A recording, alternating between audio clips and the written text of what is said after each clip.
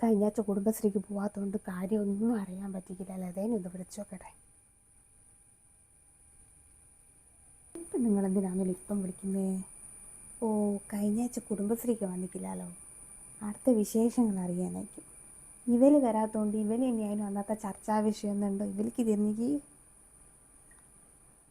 Hello hello Latha, എന്തൊക്കെയായിരുന്നു?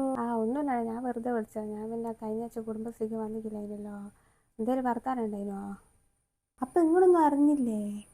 നമ്മുടെ ഷൈമേൻ്റെ മോളില്ലേ, ഓള് കഴിഞ്ഞ സാരോട് ബൈക്കിൻ്റെ മുകളിൽ കയറി പോകുന്ന കണ്ടിക്കുന്നൊക്കെ പറയുന്നത് കേട്ടിക്കേ. ആര്? നമ്മുടെ ഷൈമേൻ്റെ മോളാ? ആരെ മുഖത്തും കൂടി നോക്കാത്ത കുട്ടിയല്ലേ അത്? എന്നിട്ടോട് ബൈക്കും കയറിപ്പോയിന്നാ എന്നോട് കാര്യം പറഞ്ഞതാ. നമ്മളോട് തൊഴിലുറപ്പിനൊക്കെ വരുന്നൊരു കനക്കില്ലേ, ഓള് പറഞ്ഞതാ.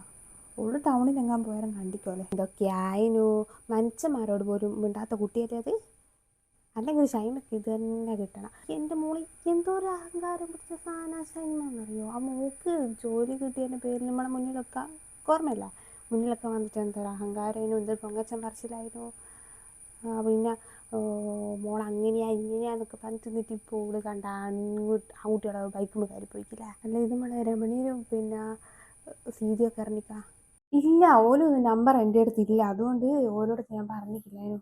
ഒരു കാര്യം ചെയ്യും, ഓലോട് ഞാൻ പറയാം. മറ്റേ രമേനോടും ശരീരത്തിനോടൊക്കെ ഇനി പിടിച്ച് പറഞ്ഞേക്കും. ബാക്കിയുള്ളവരോട് കോലങ്ങ് പറഞ്ഞോളൂ. ഓല അറിഞ്ഞാൽ തന്നെ ബാക്കിയുള്ളവരോട് അവരങ്ങ് പറയും.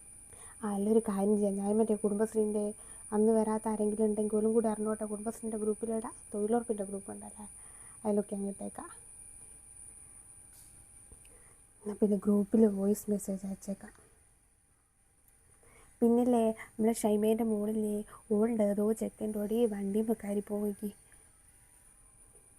അല്ലെങ്കിൽ വേണ്ട, അത് ഡിലീറ്റ് ആക്കി കളയാം. ഷൈമേൻ്റെ മോള് ഒളിച്ചോടി പോയി എന്ന് പറയാം, അതാ ഒരു ഗുമ്മ്, അങ്ങനെ തന്നെ പറയാം.